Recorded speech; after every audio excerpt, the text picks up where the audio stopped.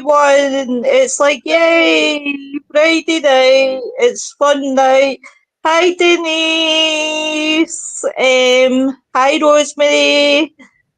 So, tonight, as you can see, I'm all by myself with Mary. There's nobody else here with us for the team.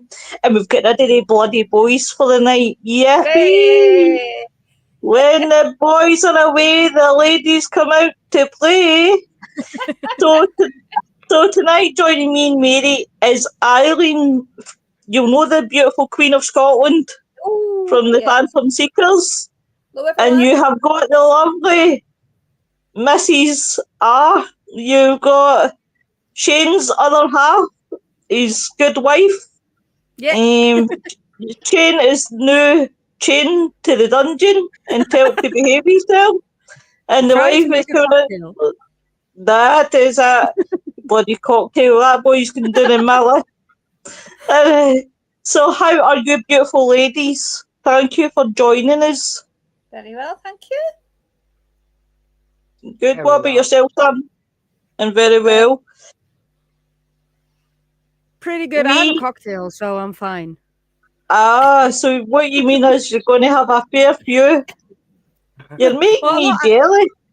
I mostly just drink one because after one I just get very, very snoozy. So Oh, so what you mean is any more than one, you'll be like, yeah, I've got- I'll probably crash.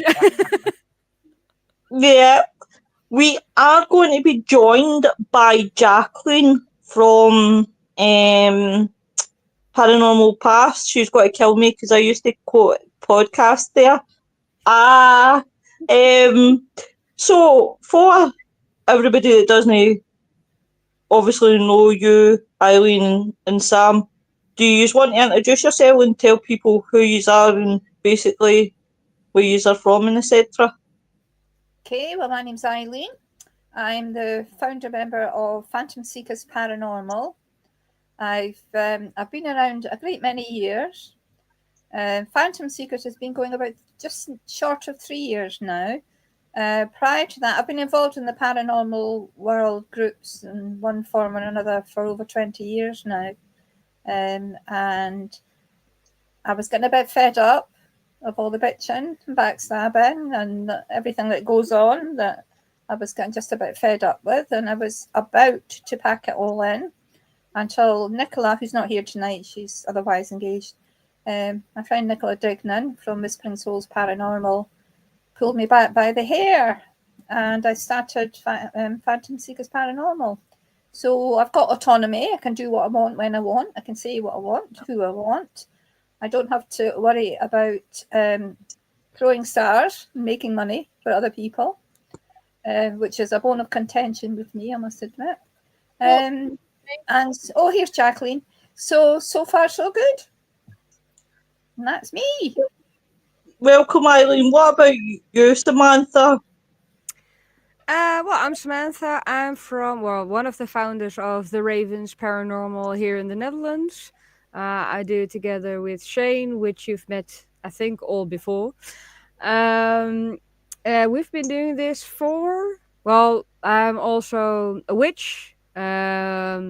Not only witchcraft, but also other sorts of energies. I also work with deities, ritual work, creatures. So pretty much everything I work with.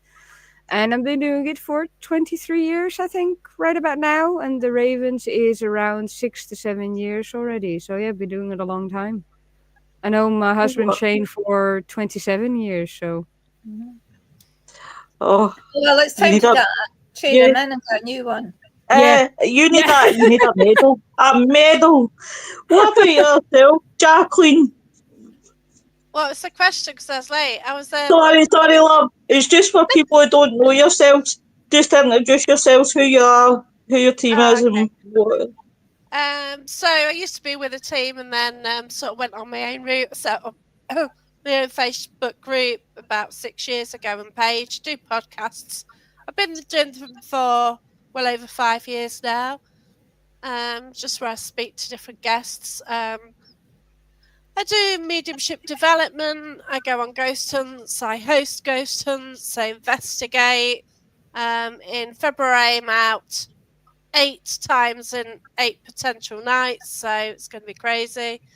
Oh Okay. yeah. Every Friday and Saturday, yeah. Tomorrow I'm going staying in a hotel somewhere. Just can't wait for that with some credible paranormal people. But I just can't get enough of it. Really, it just intrigues me. Oh wow. It's like you're a busy woman, like the same as Eileen and everybody else. You're so busy, like all the time. Whenever I message you, it's like I'm out, Yeah, drama, I or do drama, uh, so I do pantomimes as well. Or plays. Oh So no, you oh don't. yes, I do. uh, So I'm always doing something. So it's just a bit, isn't it? it But yeah. is definitely. I'm going to quickly get into the comments. Hi Nigel, Hi, hey Nigel. Shane. Hi. Found, Shane says, find my phone, you left it in the dungeon. You're just getting back in there, boyo. Hiya, Noreen. Oh, Shane's been a big sook because his wife's on the night. She does, she still loves me. I'm sure she does. Hiya, Nicola. Hi. Um, so, everybody's been investigating for a long time. Where is your most favourite place that you ladies have investigated? Ooh, that's Wow. difficult. That's Different Uh, things difficult. for different reasons, really. Uh-huh, uh-huh. yeah. I think Uh-huh. the most active place that I've ever been to is Chillingham Castle, and I would love to go I there. used to go there very regularly, and we never ever had a bad night. It was really something. You know, the things I've seen there were incredible. Wow. A fantastic place. I don't know what it's like these days. When I was going, it was with the resident paranormal team, and they had been there for a good number of years, and they had built up a really, really good relationship with spirit there, which was helping, with the results. They were excellent at what they did. And then things happened, and they actually left, and they threw together another team from Yeah. the in-house tour guides and cleaning staff, strangely enough. So I don't know if it's never quite been the same. I've not been back since the resident team left. So I've been back to visit, and we've gone on sneaky little, shouldn't say it, but we've done wee sneaky investigations ourselves while we've been in there.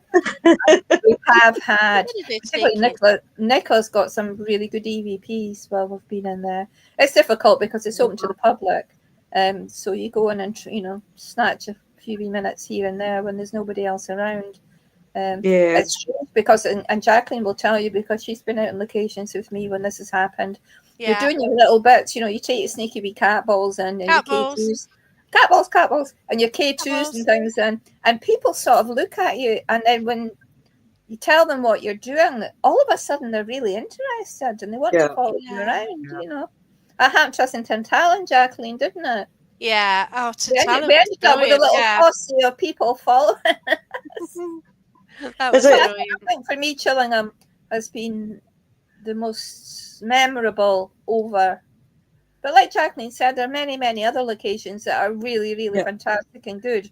And I really enjoy going there. But if I had to pick out one that gave me what I would consider to be proof, then it would be Chillingham. What about you, Sam? What's gave you the goosebumps in an investigation? What place is your favourite Uh, one? well, I have a fear for forests at night times, and that's because of one experience I had in a forest in Germany. My dad is a non-believer. He thinks I have some screws loose or some bats in the attic. He doesn't believe any of it. And one night we were walking out in the forest of Germany where we were at a holiday. We're just walking around. All of a sudden, the air just went all thick, and I was like, "Uh oh, something's about to happen."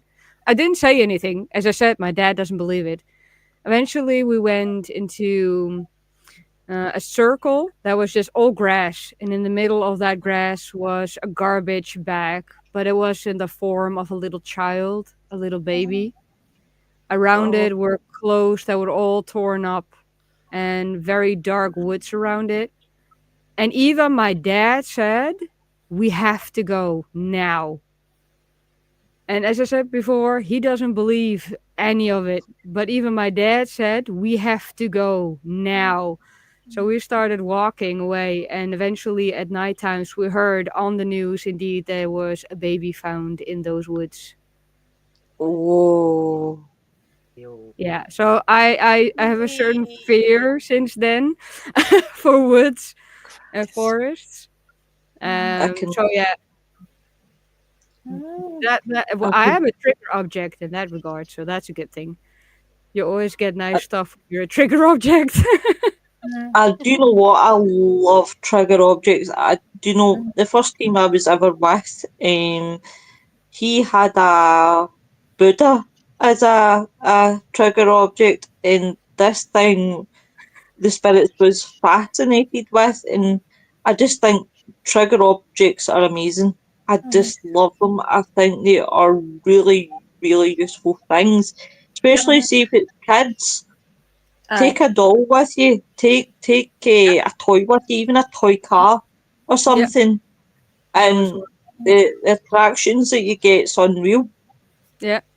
I had one other thing in the woods. That was a good thing, a positive thing. We were sent a picture by one of our team members. He sent a picture of a very big shadow man. And I was like, oh, that looks interesting.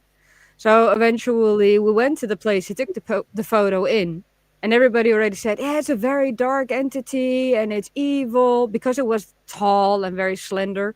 So everybody thought it was Slender Man, and that is always described as something evil. And I was like, okay, that's not Slender Man, but okay, we'll go and investigate. And we went there, and I eventually found a very ancient old creature that was walking around there. And that was an experience that was very powerful and very scary for the others at the same time. Because I have a certain connection to nature elements, it was Wow. very Yeah. connected to me.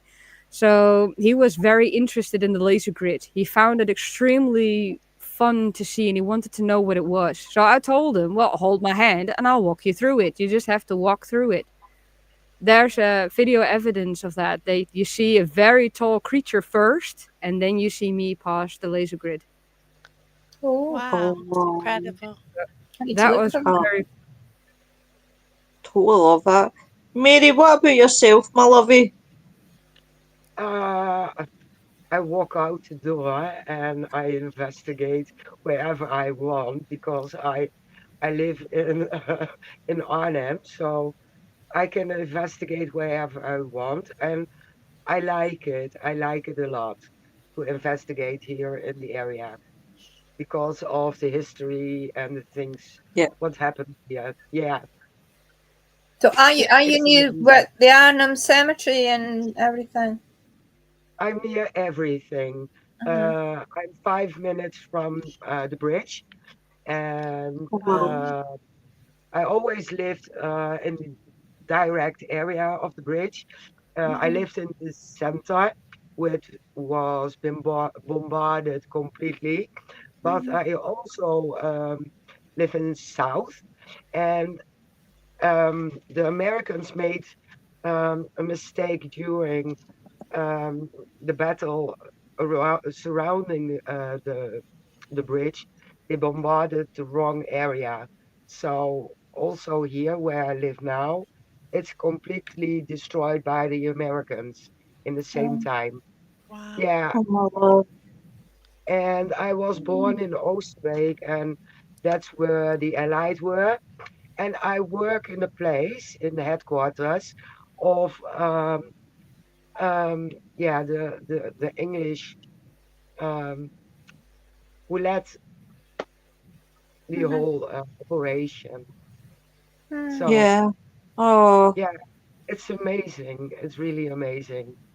yeah. Yeah, I can The only understand. problem we have here in the Netherlands is that we don't have indoor locations, simply because they just don't allow it. See, this is that we were actually at one point. We did a podcast covering the different cultures' beliefs in the paranormal, because it's totally mind blowing to think that different cultures have different beliefs in the way that the paranormal is. America, even though it's a popular thing in America, there is still places in America where it's taboo. Yeah. And, it's a definitely no, no, no, no. And Yeah. then there's everybody knows Nick. Nick is like my international That's cool. headhunter for people abroad. This man, Isn't he doing really well at the moment, Nick? With his he, diet and everything's fab. he really is. He's If you're watching, looking, Nick, bro. well done, son. You're looking amazing. Yes. I keep saying to him, I'm going to sell him for the night for a woman. I'm like, I'll get you a woman, son. Don't you worry. I'll sell you. He just lives in their own country.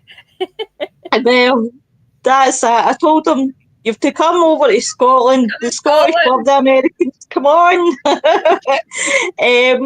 But definitely, he headhunts them, and we have had people for different countries on. We've actually touched Harry Wood, fingers crossed if there's a God up there. We're going to maybe get the Norwegian ghost hunters on. Wow, As cool. well, who Nick was talking about. But even when we're speaking to different people for different countries, it's amazing when you ask them about the paranormal and how open it is. That they kind of clamp up, that they're kind of like, it's no really, it's still taboo, and it's sad because, it's like we're in the 21st century now. When we were going back in the day, people didn't. Who did you talk about these things to? Who did you go to and say, I seen something in my room? How many children, like in my era? I'm looking at Eileen because she's a wee young thing. She's 21, don't want to offend her. Who have been told when you say, I seen a spirit in my room. Like, bearing in mind, when I was 4, I seen a man at the bottom of my bed covered in blood, pointing a shotgun at me. He was a farmer, and I was told that I was imagining it. You're imagining it, and it's not there. And you're like, no, I did see this. I did see this, but now when you look at TV programs, that it's that kind of way of new people are interested. Like you get people who, like Eileen was saying earlier on, when you get people, as soon as you hear paranormal, their ears go peaky up like this, and then suddenly they want to ask you 1,000,001 questions. It's totally nuts. What about yourself, Jacqueline? Well, as I said, there's a lot of different places for different reasons. Like, I've got my past life link, which is quite a few buildings in Nottingham, which is absolutely mad. What more can you say? There's a place I'm going to in 2 weeks. I've got 2 nights of it, that weird shop. The things we've found out there are absolutely shocking. You can't even think that things like that actually happened in our history. You get things. Obviously, you get castles, don't you? You know things happened in castles, things like that. You accept it, but there's just a shop in Nottingham near a fruit market. You don't think anything of it, but my gosh, the stories we're getting from that, and also other people have been, and I've asked them to tell me what they've got, and it's the same. And it's really quite shocking. So in one way, I'm fascinated by that, and I'm trying to find out some information as well regarding that. And I've had a lot of great mediums. I've invited different mediums along because it's been like a mini project for me. But it is due to close at the end of the month. The guy is moving out, so whether we'll ever get in there. But I've been given a lot of information to try and end it all, basically. It seems that loads of children are trapped there, and it's quite horrific, really, what's happening. So it kind of feels like, obviously, if people stop going there, that's fine, and we'll have a word with the owner as well if we are doing that to sort of free them all. But then, it was Matlock Pavilion, and that's where I had my first major experience. Well, my first experience was at the National Justice Museum, Nottingham, which, that links in past life. But then Matlock Pavilion, when basically this little girl sort of jumped in, I felt, and I just didn't have control of my body, and my head was going to my mouth, get it out of me. And I was scared to death. And usually, like, if I go on an investigation, I drive on my own. It's an hour from my house. On that particular night, I talked to somebody going to go with me. He was there that night. I was picking up mediumship everywhere I went on that night. I was being shown everything. A lady went into trance, and I was like, basically, it's a location. It's like it's got a stage. It would have had dancing there, war days, things like that. And I think while the parents were actually in there once, the children were playing on the banks of the river, and one drowned. So when this lady went into trance, I knew before she said, and I saw this girl drowning in her face. It's like this child's face was over hers, and I just screamed out. And, I hadn't really experienced mediumship before then. But then that night I felt the pain from a mother for losing the child. And I felt so many sort of strong emotions that night. And like when Patricia went into trance, in my head it popped, would you like to do that? And you think, yeah, okay. You don't think of anything, do you? So I thought, yeah, what the hell? Not realising it was potentially my spirit guide. And then later on it all kicked off, didn't it? Because it just felt like somebody took control of me. I drove home and was scared to death all the way home. I didn't want to take this little girl with me. And then I got home, I didn't even turn my lights off. I didn't sleep that night. Thought, what the hell am I doing? I'll never do this again. I'm never going on another ghost hunt. It's a scary idea. And then that's it. I've got the book and I've got to come all the time. It's mad, funny. isn't it? It's funny that it's what I'm going to quickly go into the comments. Hi Donna Marie, hey Kate, hey Holly. Holly says I'm bringing my boo bear when I come in August. Oh, can't I wait? Hey Louisa. Holly says, wait, what did we mess up? Kate says, I don't even remember there being an abandoned buildings in Netherlands. All space is officially used. Kate says, we definitely, that we talked to Louisa. Hey Jeremy, hey Pickle Club, I'm missing you. You'll be getting peace. Tom is one of the co-hosts on the show. He's some man. So mine was Jeremy, can I just say to Jeremy, you're doing well, son. Just you hang in there. Oh wow. Anyway. He's lovely, Jeremy. Do you know what? I just love him. He's brilliant. He is.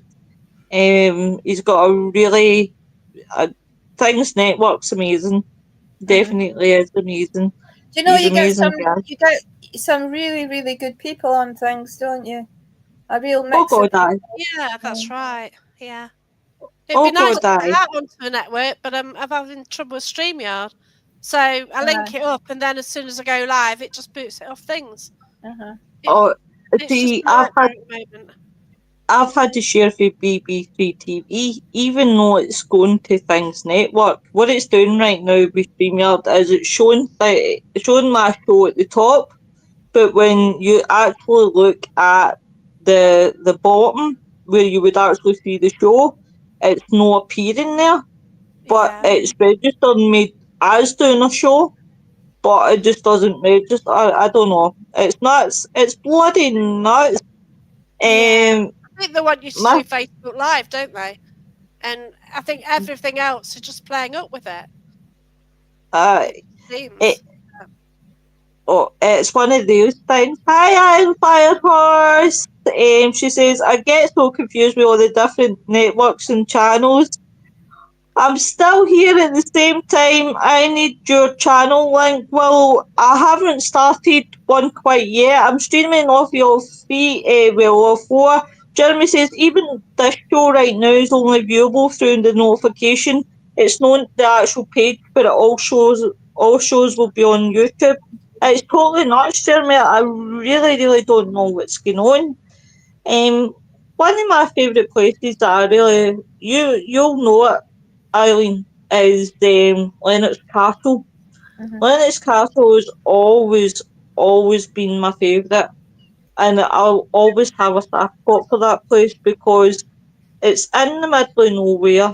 It's I don't make this up when I say like the atmosphere from day to night are Right. two totally different feelings. Like you could go up there and you'll say to yourself during the day it's peaceful, it's brilliant up here. All you can hear is birds tweeting, and that's brilliant. As nightfall becomes arriving, that's when you get the aye, because you feel like there's people walking about you all the time.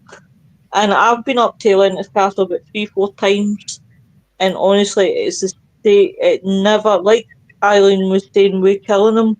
Never lets you down, and Lennox Castle never lets you down. It used to be a mental hospital, Oh, okay. and Anything hospital based.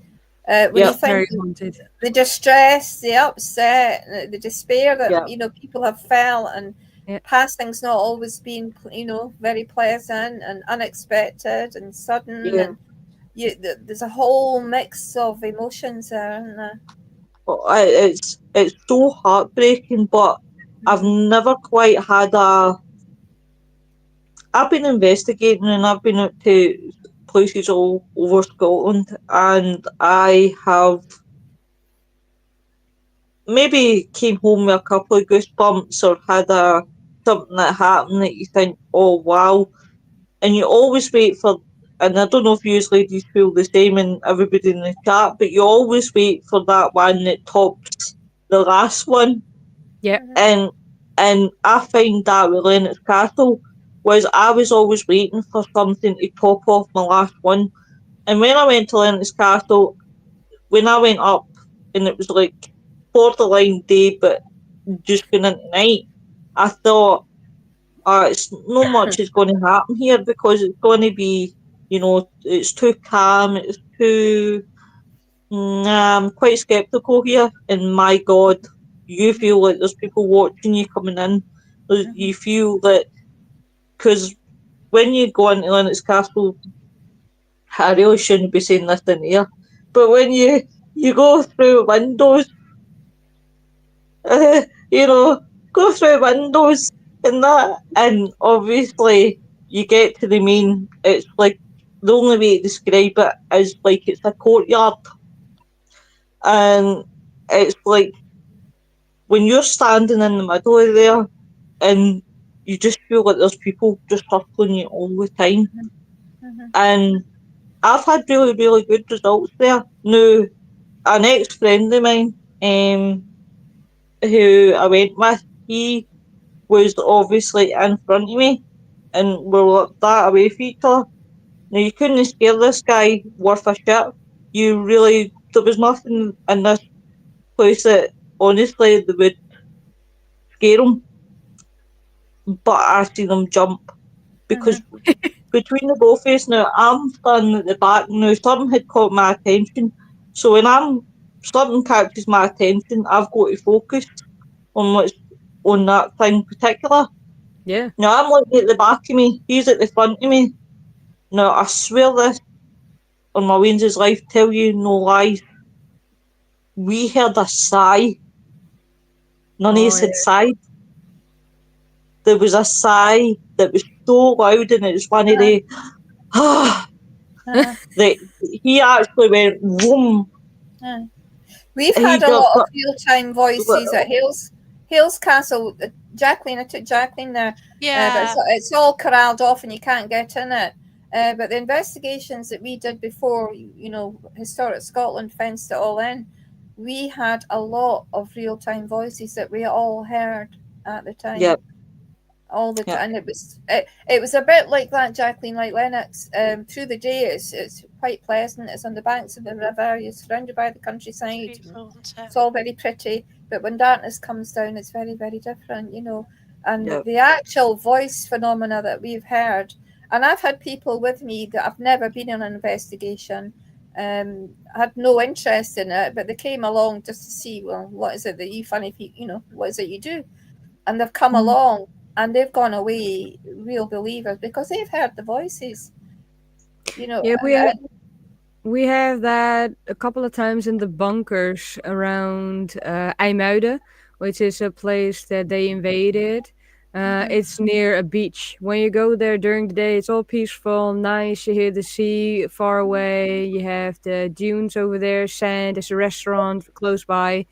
Nothing wrong with it. It's a very nice walk to walk. And eventually, when it turns to twilight and then into darkness, then the whole energy shifts. And we had a couple of times as well the voices that you just hear. We caught them as well on the camera. So that, yeah, we have those a little bit as well. But as I said before, in the Netherlands, we don't have indoor locations because they just don't let you do it. So castles and stuff, we can't do those. We have them. Do you know what? People laugh at me because I say castles.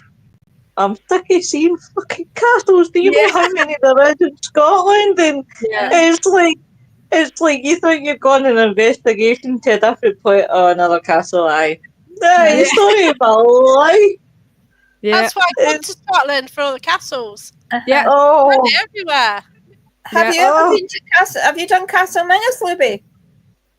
no. Brilliant. I haven't yet, but I'll tell you where it's a good place if you're looking for somewhere, Eileen. I just don't like the big bucks that come with it, but it's Needpath Castle. Needpath. Oh, well, yes, I made inquiries with Needpath Castle, and Did they throw you 4 figures? Yes. You have to hire the whole thing, it was ridiculous. It was something like $4,500 they wanted. 4.5. That's a lot. Like that's a lot more than what they charged me because I had offered to do an investigation night with Igga, and I said about getting Needpath Castle, and I said I'll go to Needpath and I'll see what they come up with. They only wanted one room. They were only willing to give me one room, and they were wanting 4 figures. You have to hire the whole venue. But that figure includes, everything that you need while you're there, But gold and diamonds.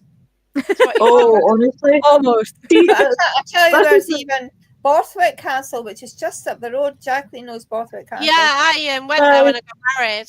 Do you know how much they want? $12,500 for one night. Oh! I've stayed there. I've been there. I've toured there. I was upgraded. Hello, handsome. This is my handsome pal. See, he says I'm never nice to him. There, I'm nice to you tonight, darling. I was laughing. See, this is the thing you don't need to worry about in the Netherlands, Sam and Mary, is the prices. I mean, see what I've found, and this is through personal experience. I don't know about Eileen and Jacqueline. Is that you contact these places. Now, I never tell them at the beginning what I'm looking for a place for. I'll just say, if you had to hire the place out for the night, how much, blah, blah, blah. And they'll give you one figure, right? And you think to yourself, that's actually quite reasonable. And they'll say, what is it you want to do with the place? And I see as soon as you open your mouth and say paranormal investigating, I swear to God, it's like the figures go up like they meet her. It's Yeah, just like all of a good. sudden, boom, and it's just like, holy Jesus! Yeah, Like, no, she's thank you. on the Maybe other hand, because yeah. they want. Maybe it usually has a bar. So if you're hiring it for an event, they're going to make bar sales. But then if you're doing paranormal, you know that they're not going to get any other sales on it. Aye. Oh, it's crazy, It's Jack. about, isn't it? We I mean, specialise in alternative spirits, Yeah, that's it. not the gin and tonic. We bring our own. Yeah, we'll bring our own. yeah. In fact, well, I'll tell you what, ladies, we'll go out in an investigation looking for spirits, and we'll bring Shane with us because he's a barman, so he can serve the drinks. Yeah. But honest to God, I mean, some of the prices is just astronomical. But you've got Needpath Castle, you've got Barony Castle at Peoples as well, and you've got Yester. I would love to go to Yester because Yes, Yester and Needpath Uh-huh. is they are sister castles. Mhm. And they used some of the brick because Right. Needpath had a fire, and they took Uh-huh. some of the brick for Yester and they took it in Needpath. Mhm. And because I was with Ghost Hunter Scotland, when I first started off doing paranormal, and we went to Needpath, and I did the researching, and the history on it was wow. Mhm. And I'll never forget an experiment we done, and it was like one of the only way to describe it is literally like it's like one of the machines that's like a hospital kind of machine, not a hospital machine, but it's one that if it gives you a sign, right? So I happened to mention because the history about it was it used to be Hugh Griffith. He was into dark magic. There was a daughter called Joanna, but you'll no find anything anywhere about Joanna. So as soon as I mentioned Joanna, now the thing was just going straight like that. As soon as I mentioned Joanna, it was like I gave him a fright because it Like started a going like like a that. cardiograph. Yeah. Aye, like a cardiograph.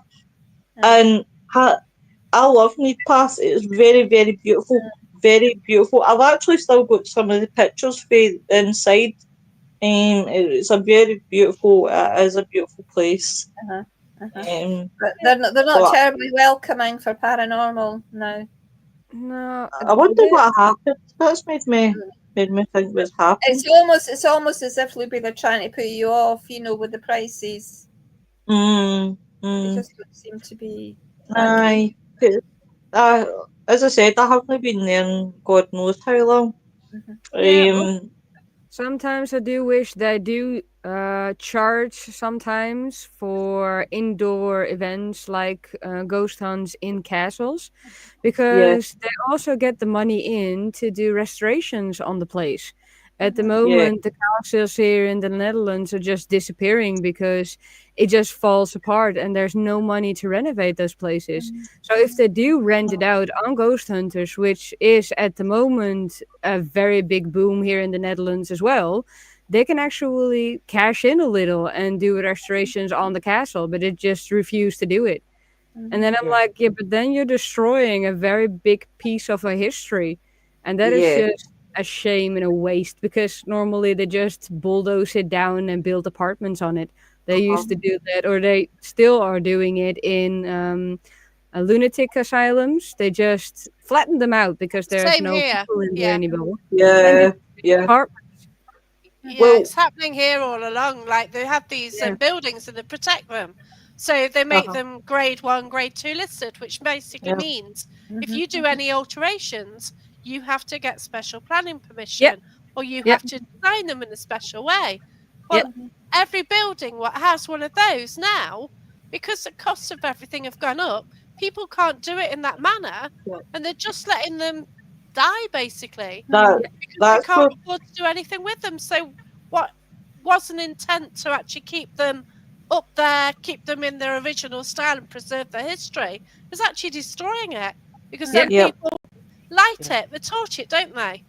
Yeah, You know, they how That's do. many what of breaks. these buildings should get torched? You know, they get left Uh-huh. a bit and then they get torched. That that's what breaks my heart because there is really beautiful places. Like there was no need for Lennox Castle to get into the state what it is. Um, there's a lot of other buildings that are so beautiful, Thinking and the state house. that they get. Of It's like yeah, it's like they just don't care. It's just Well, do you know, maybe automatic that's platinum. what's happening now with Right? Historic Scotland. Mm, They've fenced off so many properties in Scotland. Yeah, I would say a yeah. good 90% of historic Scotland buildings are inaccessible, and they say we're doing repairs, but they're not.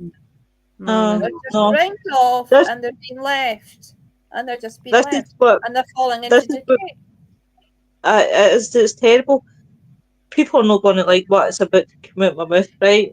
This has always been my opinion about urbexing because I know urbexers is like a grey area in the paranormal, right? But here's the thing: see if people are not going to look after these buildings, right? And they're not going to do anything with them.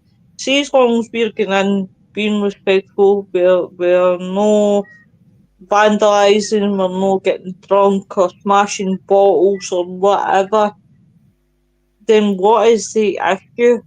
At the Yeah, end of the day, these buildings are because a lot of people don't have the money to pay for locations that are asking for four figures. Even if say you made an event out that and yeah, you asked all your paranormal pals, right? And you said, right, see if we have an XZ amount, right? Things happen in life. People become ill. People, lose their jobs or whatever. And they can't afford it. So what ends up happening is you're left with the brunt of it. So it's kind of like, these buildings that are out there. And I mean, 9 times out of 10, if police attend when you're urbexing and you show them what you're doing and you show them the equipment, they just look and laugh at you and yeah. they just say, as long as you're behaving, you're not causing antisocial behaviour, we don't care. They- No. They've got bigger I things think they're to more deal with. concerned if you force entry to a property, then it's a criminal act. Aye, You know, aye. that's the thing. Um, the, I've been very lucky. 9 times out of 10, they've been that fascinated with the equipment, then they walk away laughing, saying, bloody weirdo. You're just like, well, I never proclaimed to be normal, Um, but it's sad when. But what I find fascinating is when they do make new houses because two towns over from me used to have a mental hospital. It used to be called Ravens Park. Oh, And when I moved down to Ayrshire, I started doing paranormal and things like that. A lot when I just had no long actually moved to North Side, um, it was a friend that was telling me, and the friend says to me, "Let's go and look at it," and it was all flats. It was like all houses, and it was like, "Oh, why does this have to happen to me?" But what I discovered recently was the people that have actually bought those flats, not one original owner's left, not one. And it makes me wonder, oh, what's been happening there? What stories are you going to tell? mhm, It's fascinating. Oh, but I would love to buy one that has got history. mhm, yeah. yeah. mhm, Yeah, I live in Edam, which has, well, it's the same for Miri, I think, that has a lot of very old buildings that Yeah. Yeah. are saved by the cities. Um, but even they don't let you in or they don't talk about it, they ignore everything. Even when they do have experiences, which they have many, they would never tell you because it's always, well, I'm just going crazy, I think. I live in a very Christian village. So Yeah, if you have an experience, it doesn't happen. It didn't happen. No, it didn't. well, that was actually going to be my next question out my mouth to you, Sam. Is it because it's a lot to... Sorry, guys, that's my cat. Is it a lot to do with the fact... Oh, there's Rocky! Shocking. Hiya, gorgeous! Kiss. Is it a lot to do with religion and the different cultures' belief over Yeah, in the Netherlands to why you can't really have a full blown yeah. investigation? I think it does because most of it is Christian or Catholic, and then it's Mhm. taboo. You can't do anything that has to do with the paranormal, even if you have an experience. It's no, it didn't happen. No, it just didn't happen. You're crazy. It didn't happen. I do have to say, in the last, I think, 3 to 4 years, especially after the COVID pandemic, it has become more to the forefront that people do have experiences, so they do come forth a little bit more. That's also a reason why Miri and Shane have a lot more house investigations as well, because we do have those a lot. Um, they do find us faster and they do share their experiences faster now than they used to like 5 6 years ago when the COVID hit and everybody had to stay home. Yeah, then you get faced with something did happen because there's nothing outside at the moment. Something did Well, happen. well, Yeah. I have got a suggestion for you three, right? What to do is carry some cat balls with you, right? And just accidentally play with them in your pocket and chuck one out and have a wee look in the floor and see what happens. Or get the K2 meter and walk about like you're on the phone and have a wee fly look to see if it's changing colours. Ruby, I've always got cat balls in my pocket. Everywhere I I go, I've got Yeah, knew you had, Eileen. It's like you're oh, playing dice with your pockets to see Yeah. if I can fling them everywhere. Just use them like confetti. No, But we do that with voice recorders. Yeah. we've all got a voice recorder on anyway. your phone. Yep. Uh-huh. Yep. You can Yeah. do so much. A You lot. can do so much with your phone. Yeah, oh you god, can. You don't I need had definitely, it to once. definitely. spend a lot of I had it money once in on the castle. fancy equipment. Your mobile phone can do so much. And Yep. Nicola, who does our audio, Nicola She's is amazing. absolutely brilliant at audio. Brilliant. She does all. She has what she calls dead phones, or she takes the SIM cards out of her old phones and they're recording devices. And some of the stuff I never actually thought that one, Eileen. amazing. That's a good shout, actually. Aye. I never actually ever thought of that. She takes the SIM card out, so they're dead, and they're just It's recording. brilliant. But Yeah. the clarity of the recording is Yeah. amazing. Yeah. We had Yeah. that once in the castle. I went visiting a castle with my children because my son loves history. So we went to one of the castles here, just a normal tour, and it was really quiet. We were the only ones in the castle because it was very early in the morning because my kids wake up way too early. Oh, And we boy.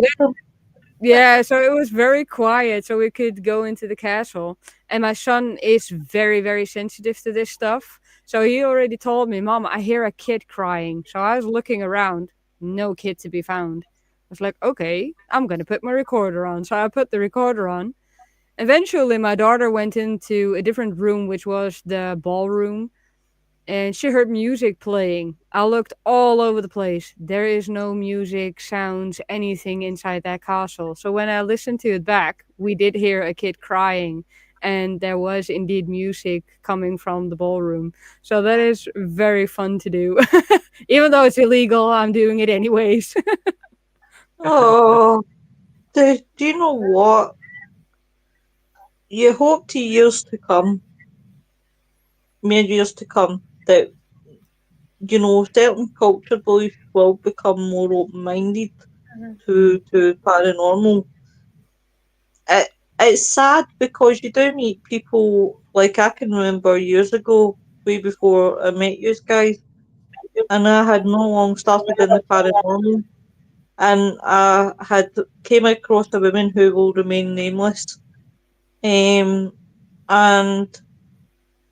we were talking away, and she said, "How long you been in the paranormal?" And I said, "Well, not really that long." And I was telling her about my experiences and that. And she actually opened up to me about a month or two later and said, "Well, this is not my real name." She said, "Because of where I live, paranormal is quite taboo.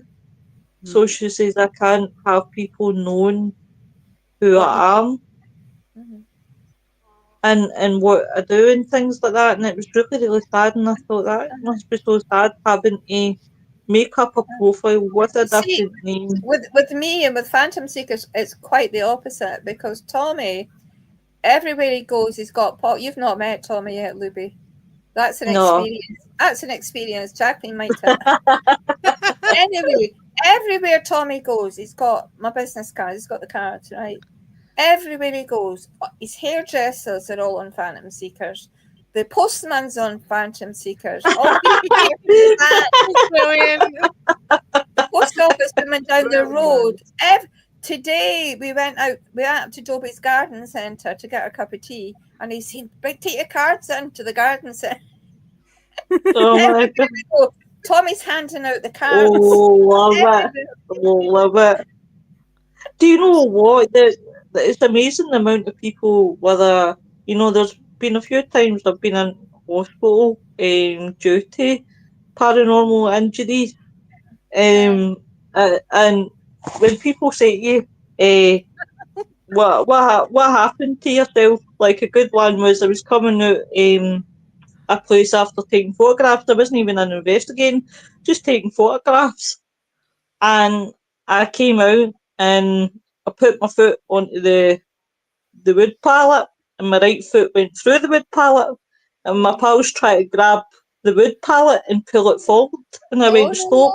You no! stop! You're going to break my leg! Just stop! Just leave me alone." Let it spring back, so it sprung back. So eventually, give out. So instead of going to hospital at that point, no, no, no. I'm going to carry on investigating and going to another location. Went to another location and looked, and I went, "No, my leg's killing me." So I went to the hospital, and it was before the obviously the rules came into place. And I can remember outside the hospital they would have the big white tent because you weren't allowed to go into A&E. You had to tell them first why you were here, blah blah blah. Yeah. And I said, "I had an accident." "All right, what happened to you?"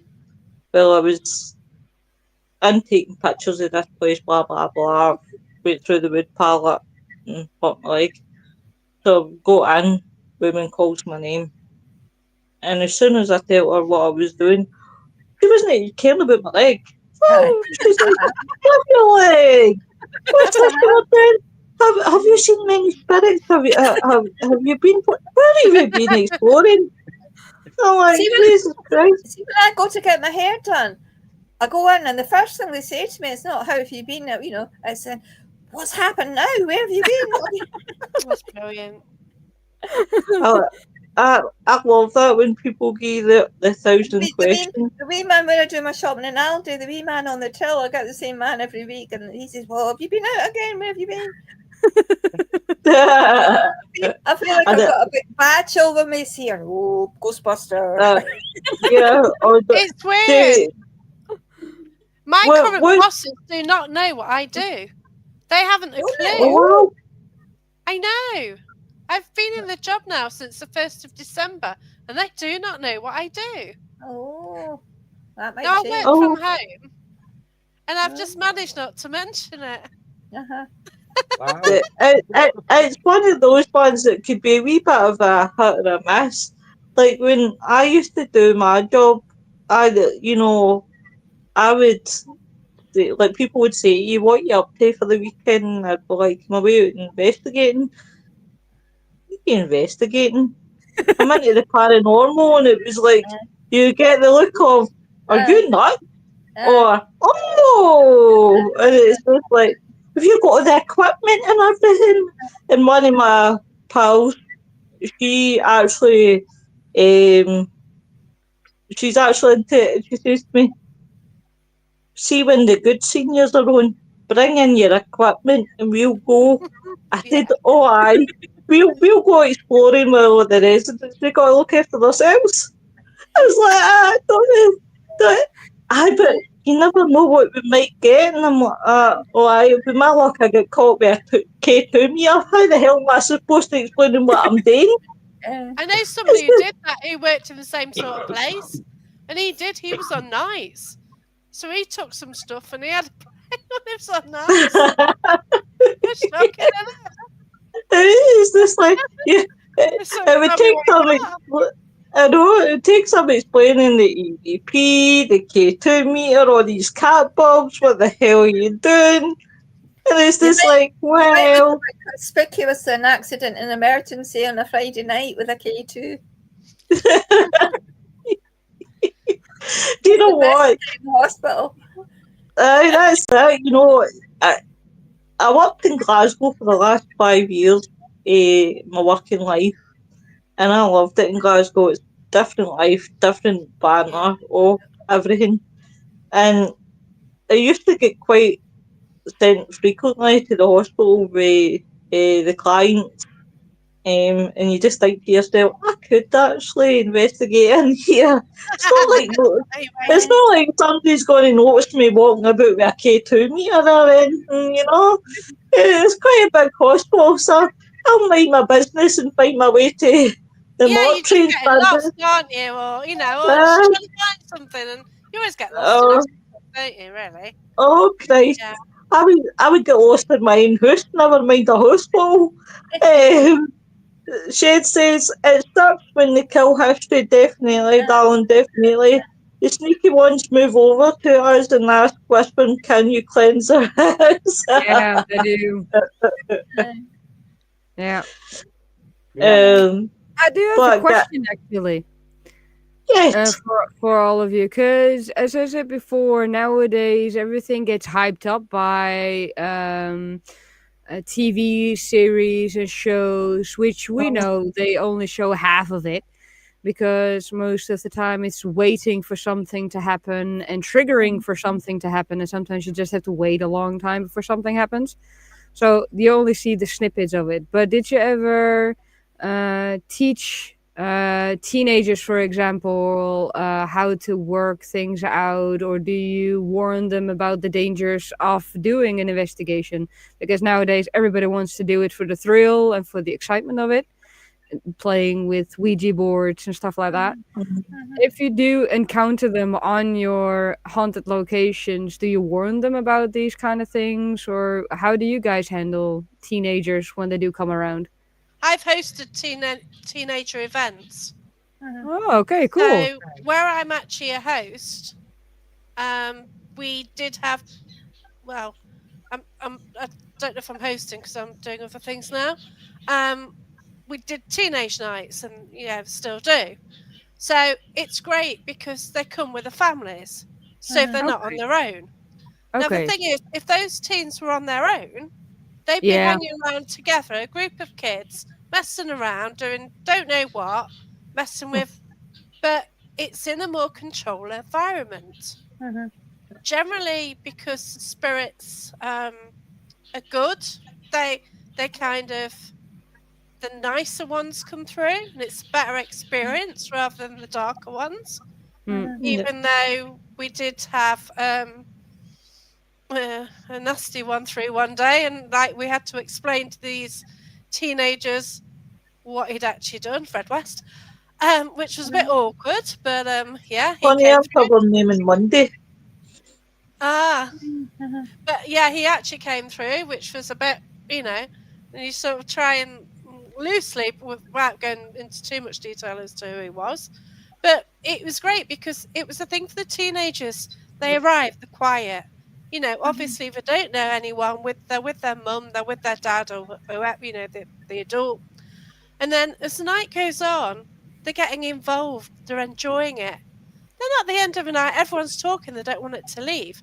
But Yeah. also, a parent more than once has gone and said, wow, it's a family night out. We hadn't spent as much time with the kids for ages because they're usually in the bedroom doing whatever, or they're playing on the phones or something else. So Yeah. they actually had a memory. They created a memory together. And they spent time together. And Right. we showed them as best we can because no one's an expert. We show them the best that through our experience of what we've got and how to do things, and you'll explain the K2 what it does, and then you kind of find that the same teenagers keep on coming to the events. And there's one guy who was really too open, and I took him outside and he started throwing up, and he was too open, and we tried to tell him ways to try and control that. Imagine if he was out with his mates doing that. Yeah, exactly. And this is a thing, and you just try and nurture them, don't you? Just to make things, to make them realise it's kind of special what you're doing. Yeah. But, be respectful and just teach them the nicer way of doing things, sort of thing. That's really good. Rather We going out don't with the ever have. mates and calling on whatever. And, yeah. That's really good. We don't have anybody under 18 on our investigations.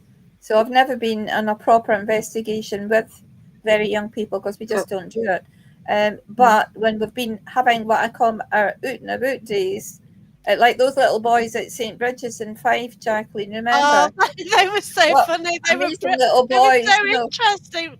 They find out and they want to know all your stories, and they're really interested, and you have great fun with them, and they were quite happy. I had my Phantom Seekers pens and badges, and they were quite happy. We went home pocketfuls of pens and one of them, they got their phones out and they were saying, "Where are you? Let me get my Right. there you are." They just finished school and they're just messing around, weren't they? Lovely little boys. Just messing around. And then in Tantallon, I don't. Was it a time you were there, Jacqueline, or I think it was maybe a time before I met you?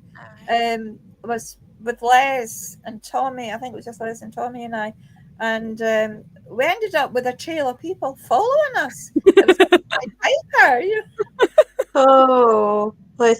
What's that? What does that do? Oh, bless them. I'm not opposed to teenagers. Here's the thing. I am not opposed at all. Like, I've got a teenager myself. I don't put my ideologies on him. He's if he wants to go out and shows interest, that's brilliant, that's fine. But he does, because he likes to pick up my K2 meter and he'll press it on and he'll ask me about all the different things, and he likes to obviously look at pictures of abandoned places and things like that. I would take teenagers out, not a problem. But I would be saying, if we're going to do this, we're going to do it seriously. There's no mucking about, there's no playing about or nothing. This is not shows. Because this is where I have to bite my tongue. I personally didn't watch any ghost shows. Never watched them. No, I I think the only one that I watched was 28 Days Haunted. And that was because I liked some of the locations that they were doing. And I really liked Shane Pittman. But I've never ever watched Most Haunted. I've never ever watched the other ghost shows. I've no interest in them. I would rather sit and watch hours endlessly of watching people like Eileen, yourself, Sam, Mary, Jacqueline, Shane, whoever, Nick, or whoever, watching endlessly has been in buildings, spending hours in the buildings. See if we walk away with nothing, it's no wasted. That's why I see it. At the end of the day, I understand that shows have got to make their money, and they've got to make their money because nobody's going to sit there for maybe, I don't know how long ghost shows last. What is it, an hour, 2 hours, whatever. people are not going to sit there and watch these shows and sit there and think, oh, they're not getting much. Right, switch it off to, watch Countdown or whatever, right? Um, so I get that they've got to make money, right? But at the same time, they're promoting that this is how the paranormal is. Yeah, Then exactly. people come into the paranormal with the expectation, well, that's how it's going to be. I'm going to be in this haunted place. Things are going to happen. Things are going to get thrown. People are going to get thrown. People are going to get their hair pulled, whatever. And when they sit in the building with you for 4, 5, 6, maybe 8 hours, and they look at you like you've got horns, thinking, why is nothing like this happening? Then Yeah, then you've got to say it's no, like the show is. So if I did take a teenager, it would be on the basis that, when we go out, even if we don't get anything, it's no wasted journey. At the end of the day, you're getting to be in a building full of history. At the end of the day, take it as, wow, look, we're here. But please, I would totally, and I know this is terrible to say, but I would totally disregard any teenager watching ghost shows. I would steer them away. If you want to watch real life, if you want to watch how it really happens, I'll give you the name of teams. I'll yeah, give you. No, I'll show you live. Ruby, whenever I get people coming on my investigations that haven't been on before, the first thing I say to them is, like, look, this is not like the telly. Forget Mm, anything you've seen on the telly. This is not like the telly. I'm sick of saying that, But by and large, after a little while, people, will kind of get used uh, to it. I think it's the it's same. also I also think it's a beautiful thing, Jacqueline, that people go with their parents because Yeah. what I noticed is that the teenagers around here, because it's such a taboo, they do everything secretively. So they Mm. don't do anything with the parents as well. So what happens is they just do dumb stuff just because they saw it Yeah, on the television. It looks Yeah. cool. It gives a thrill. So let's go. Uh, And that creates so much danger that yeah, I'm like, yeah, if you actually put the time in, actually spend some time with your children to see what they're doing and Mm. don't make it such a big deal out of it, then enjoy something mm, together and see why your child is so interested in it. So I think it's very beautiful that they do that over there. Yeah, and the well, problem is as well, like some of these children, like you've got different people at different levels with their psychic ability. Yeah, So, like I've interviewed loads of people and some like experience spirit from a young age and like the yeah, families will deny it, the families will accept it, whatever, there's different stories there. But you've got these children and they have psychic ability. yeah. And the parents don't always know what to do with it. And No, it's just great that, we actually understand it, like we can offer them more understanding than them talking to a friend or a teacher or something because they're not going to get it and that yeah, they're not like going to be free in speaking about how they feel or yeah. how they can calm it down a bit or something. yeah. I, And I I'm also think, as in adults, I think as well, it's very nice to meet somebody, an adult, that actually understands what you've been seeing or what you've been hearing, Mm. or what you can do to protect yourself. Because 9 out of 10 times, children are closest to the earth that we can get. And Yep. if these children have experiences and you cut it off and you're like, no, it's not happening, you're going crazy, the child is not going to trust you anymore into no. telling something to you that Uh-huh. happens to them. And that And makes them go a bit nuts. it does. Do you know what? The problem is that I'm a great believer is it doesn't matter whether it's paranormal or whether it's life. You never disencourage your child for anything. It doesn't matter whether it's drawing, singing, whether it's paranormal, whether it's they want to do something, have a dream. That's okay to have a dream, but don't ever discourage it. Don't ever discourage yourself for doing anything. I'm a firm believer. Your husband's making me work the night. Katie's got a question. Was there ever a place you ran out of? No. Once I had to leave a location for half an hour because I was physically attacked. That was Bannockburn House. Oh, The actual, I think, I don't know if you've seen that clip at all, Ruby. I've got it somewhere. I've not seen it. It was an investigation. It was a number of years ago now, and there's a gardener present in Bannockburn House, and he was a nasty. It's documented.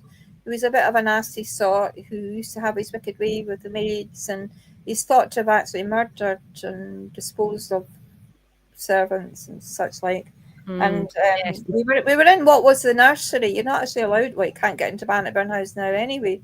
But it was one of the rooms. Are they stopped investigations at Bannockburn House? Everything is shut because it's in a dangerous state of repair. Oh Everything's no! Oh, That's Jesus Christ. shocking. It has been for some time. It's been since before Christmas. Yeah, because I closed knew they did everything. investigation. Oh, that's shocking. Anyway, we were in the nursery, and I'd been calling out to this gardener person, and I was being a bit rude, and I was just sort of saying he was a misogynist, blah blah. Why are you up in the nursery? You know, don't you know your place, sort of thing. You're a gardener. Why are you in the nursery with the children, sort of thing? And all of a sudden, I started to feel quite ill, and I felt a pressure around my neck and chest, and I felt like I was being suffocated and I couldn't breathe, and I had to leave. But Nicola, whenever I start to feel ill in an investigation, Nicola switches the recorders on. And always, because nice. it's a sign that there's something happening. It's always a sign. And you can actually hear it on the recording. You can hear me in the background starting to sort of retch a bit and to cough. And you can hear somebody, it was actually Ali Reid, saying to me, or was it Ryan? It might have been Ryan. Are you okay? Are you okay? And you can hear me saying, no, I feel sick. I'm going to be sick. I feel. And then you hear this EVP loud. Get her. Get the whore. Really, really loud and crystal clear. And it went on, you know, for a little while after that, not very complimentary towards me. Get her. No, it went on. And I was becoming increasingly unable to breathe, and I had to leave. It's the only one time I've had to leave an investigation. And then half an hour later, I was fine. But it's all captured. You can hear, it's a really, really good capture because you can hear the voices in the background. You can hear me starting to feel ill, and then you hear somebody saying, are you okay? And I'm saying, no, I feel sick. I'm going to be sick. I feel sick. And then you hear the EVP going, get her, get the whore. Oh, quite dramatic. I love when they talk like that. Sorry, Eileen, I wasn't laughing at you. I was laughing at Wayne. Oh, it's ladies' night and the feeling right. So what is it? You're just jealous because you're not here. You could have came here as your ego. No, I knew Wayne Seaton before he was rich and famous. Didn't I, Wayne?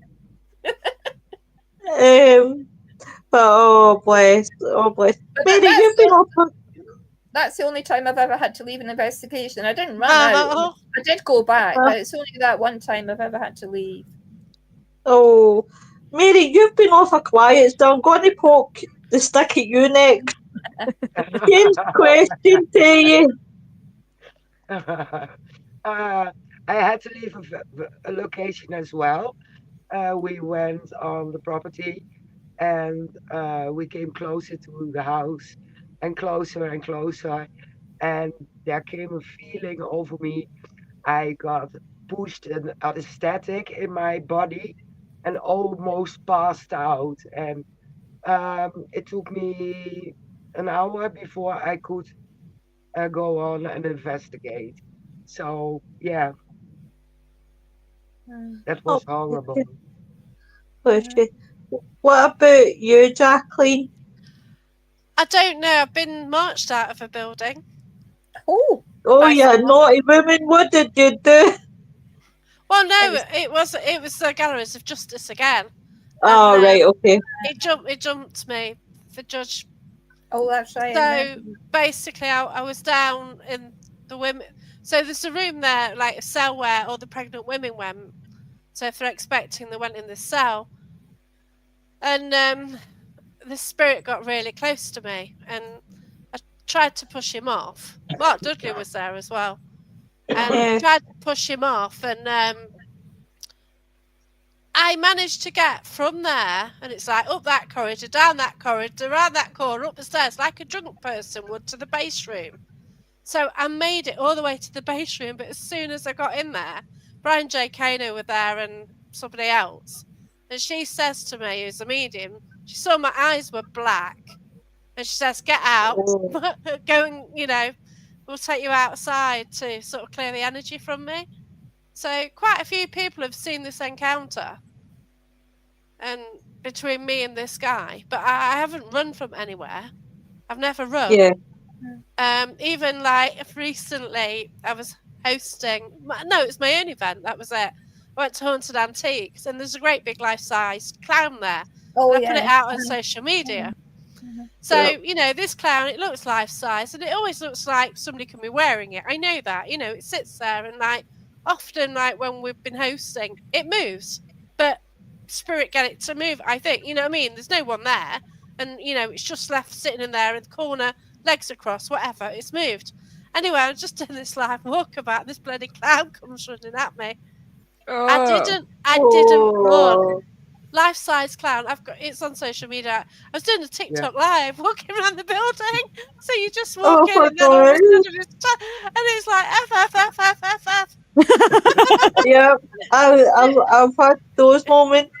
And it was very Frankish, and it was dressed Oh, up as a clown.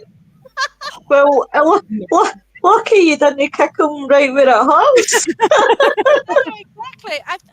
I think the thing was, because I was on a live, I was kind of trying to be kind of professional. You know what I mean? Because holding the camera.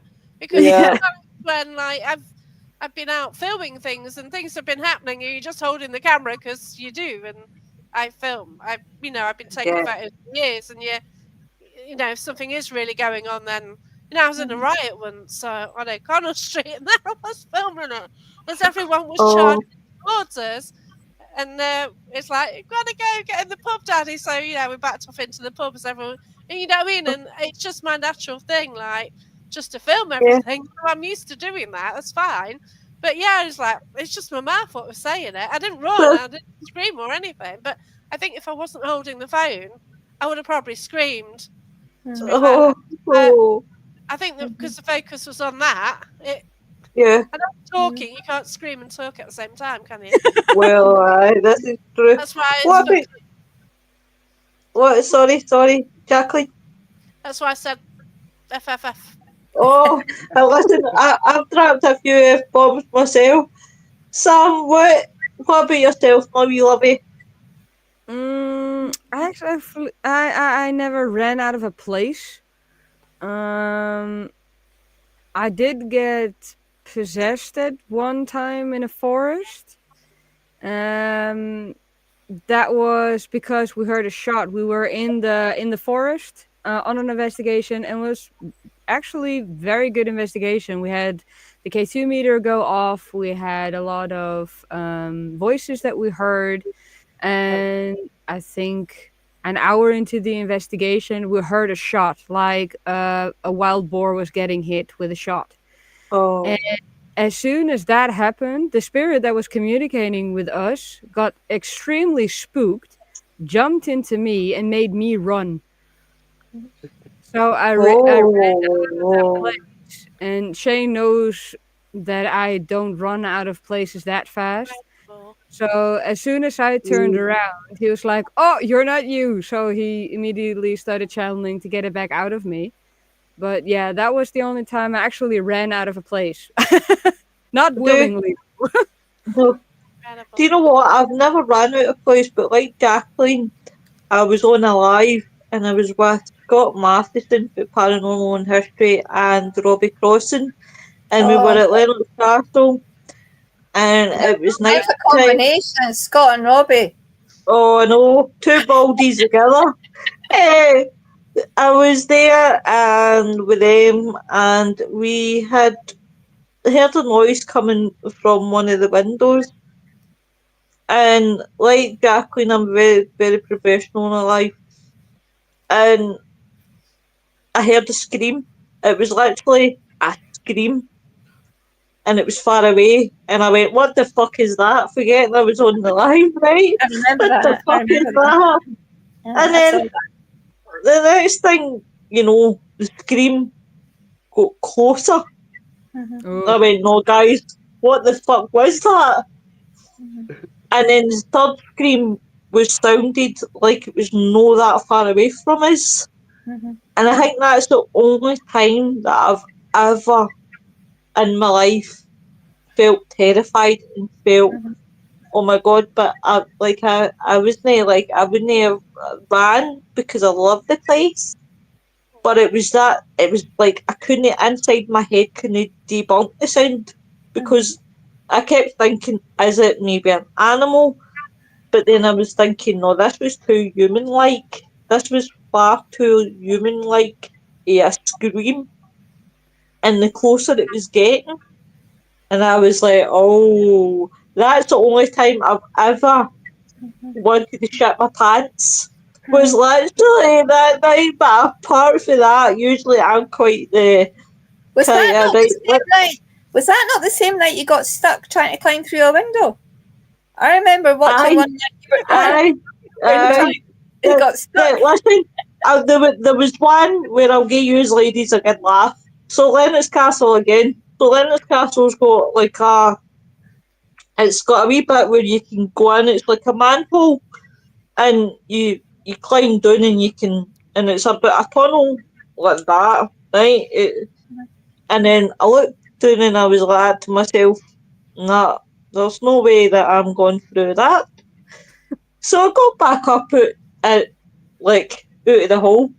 So Steve Daly was there, and he started laughing. I says, what are you laughing at? He was like that. You've got a hole in your Oh, you had. trousers. Right. I had a pajama bottoms on, thank That's the right. Lord. We were on a live, I know. right? I've got a hole in the trousers at the arm. I'm like that. Oh, matron. I'm like that, but lucky enough, right? Lucky enough, there was. I chose to wear pajama bottoms underneath my joggies. I But saw let that. me I tell saw you, that one. I literally, I'd only got those joggies on the Saturday before the investigation. But oh my god, I've never been so mortified. I was like, I really don't like this, but that, even though I knew I had the pajamas underneath, and You've got to may be I so say, careful, though. You've got to be very careful on lives because people, if you forget you're on a live and people start talking and they start talking about people and saying things they shouldn't. No, yeah, yeah. it's like one of those ones that you say to yourself, thank God I had pajamas, because I would have been royally screwed if the pajamas get ripped and all. I would have had a hole in the arse. And it's one of those ones. Tom says I would only leave a place if I was sick. Shane Uh-huh. says same, either that or when I have a serious feeling something bad is about to happen. Or Wayne, sometimes air quality is bad. I bring a meter with me. Wayne says, unfortunately, Violet couldn't make it tonight. She got stopped at Heathrow Airport with 26 kilos of nails. um, Shane says, I don't run, I jump and hit my ass. I got a Yeah. hole in my arse, Shane. Let me tell you. I a cherry blossom.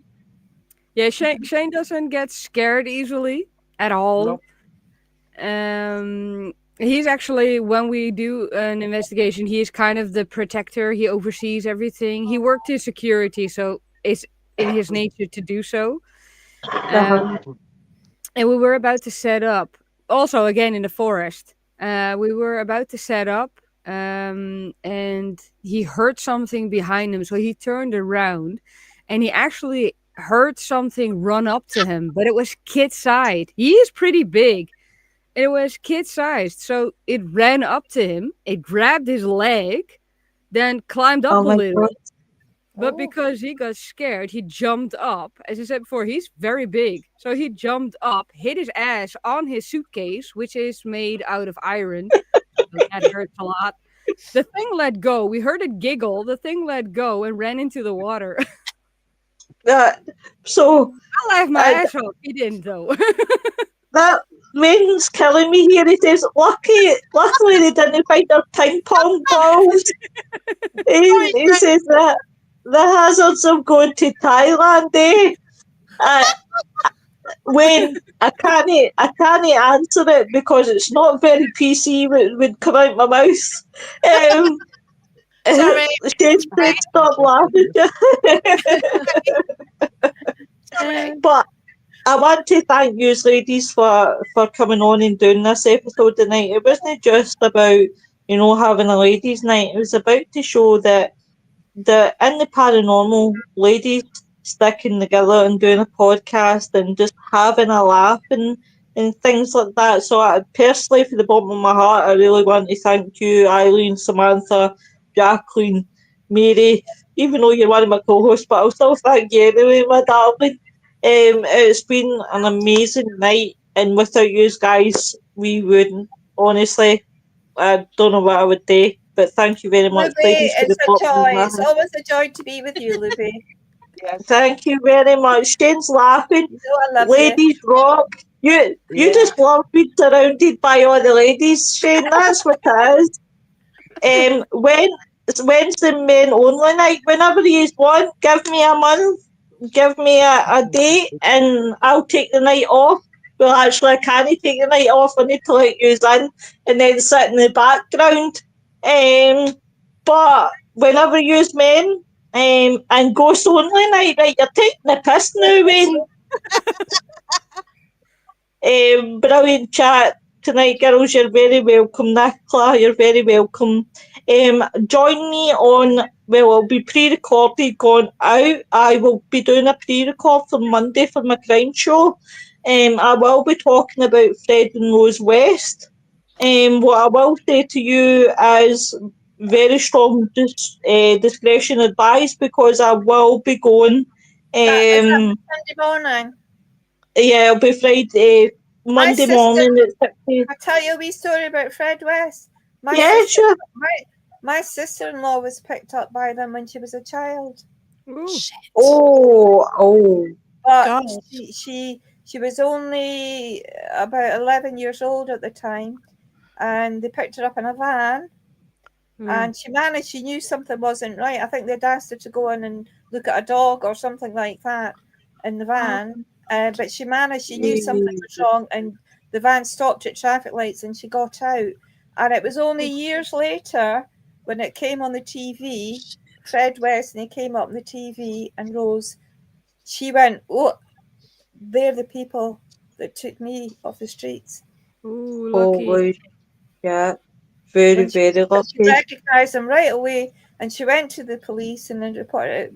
She had to go and report it Oh, as a God. historic crime. She said these people tried to abduct me when I was about 10 or 11. Yeah, Very, very lucky. As Wayne says, lucky. Very, very lucky. There is people that doesn't matter whether it's Fred and Rose West or the Moor, Ian Brady and As soon as the Willow. picture came out on TV, she went loopy. She went really, Yeah. I'm unlucky because I share a birthday with Fred West Oh, because he was born on the 29th of September, and I was like, of all the people in this world, I had to share a birthday with. him? I had to Yeah, be. why? I know. there are more victims what they haven't found. Oh yeah, Oh God, aye. There's more, there will aren't be. There will there? be. Shocking. Wayne says, and Violet LeBlanc night. Yeah, Wayne, I can't answer that. It's not very PC. Wayne says, sorry, I'm on a roll. Shane says, let's go, Wayne. He wants to be part of the Violet LeBlanc night. Shane does. he could get dressed up in his undies. Yeah. He'll kill me. He'll kill Oh me. no, brain bleach, brain bleach. In fact, Me, I oh love my you, God. darling, but I don't want to see you in your undies. Oh no. A cheese and onion roll. Oh, Jesus Christ. And what, ladies, thank you very much. Thank you very much to the viewers. And Bye. Wayne, you're some man. Take care, everyone. See you later. Thank Bye. you.